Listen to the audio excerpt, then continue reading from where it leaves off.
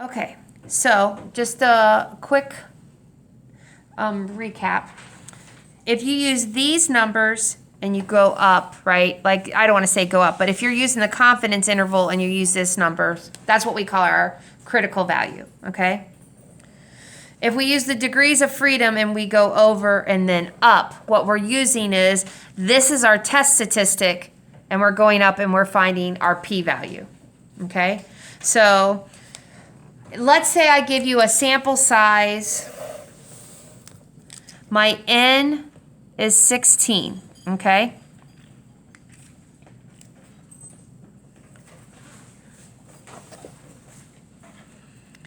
And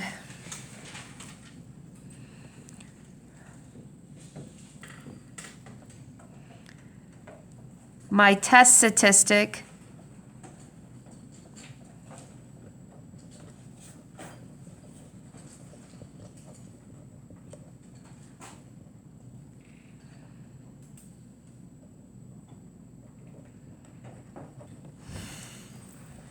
okay, what I want you to do is, so my N, my sample size 16, my test statistic is 2.249. Let's find my p-value.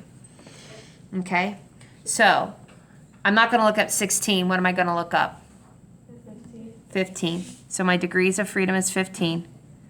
Scroll over to 2.249 and find your p-hat.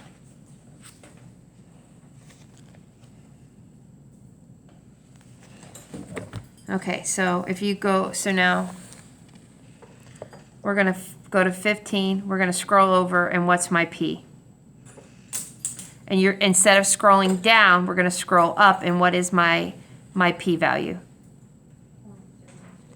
Yep, so my p-value would be 0.02. Now, that we're going to compare to our significance level. There's two things that you need to know. Before you write your p-value down, you should always have your significance level written down. Again, I don't care if you have your significance level and then you write your p-value, that is fine. But you cannot have your p-value be before your significance level. And let me tell you that. Why? Because before any experimenter does an experiment, they have a significance level that they want to use. So we're taking this test, we've done this test, and we have to be very specific about what our significance level is going to be. And that's our alpha level, right? We have 3 alpha levels we choose from. What are they?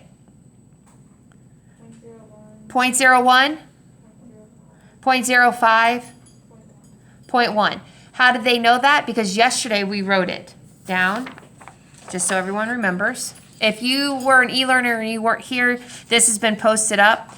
The most common one that we use is 0.05. So our p-value compared to our significance level. So let's think that. What is our p-value that we just looked up?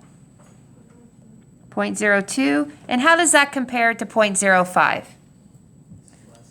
It's less than. So when our alpha level, when our p-value is less than our alpha level, what do?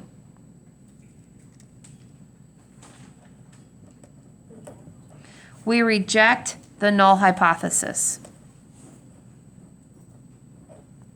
And H subscript O means null hypothesis. So we're going to find our test statistic. We're going to look up our test statistic. We're going to find our p-value, and then we're going to compare it to alpha. You will always have your alpha level written before you look up your test statistic and find your p-value. Those things have to happen. Again, your p-value, not your p-value, your test statistic, your alpha level, your significance level should always be written before you find your p-value. How significant do you want it, okay? And 0.02 is pretty good. If they don't give you a significance level, sometimes when you get one, like you could write on this one, let's say they didn't give you one, you could write, well, this p-value at 0.05, we would reject it, but it's not significant at the 0.01. Those are things you can say, but you always want to pick it. It's not something you have to do, but the lower your p-value is, the better it is, the more significant it is, okay? So that's part one. The question was, can the p-value and the alpha level, the significance level, ever be equal? Yes. And if that happens, you reject the null hypothesis. No, you don't reject it. You fail to reject it.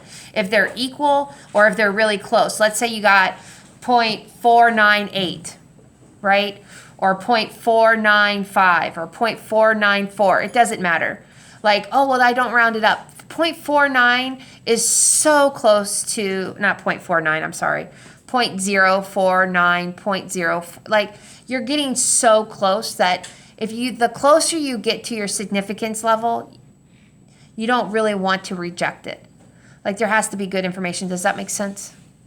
So if the p-value and your significance level are equal, you fail to reject the null hypothesis.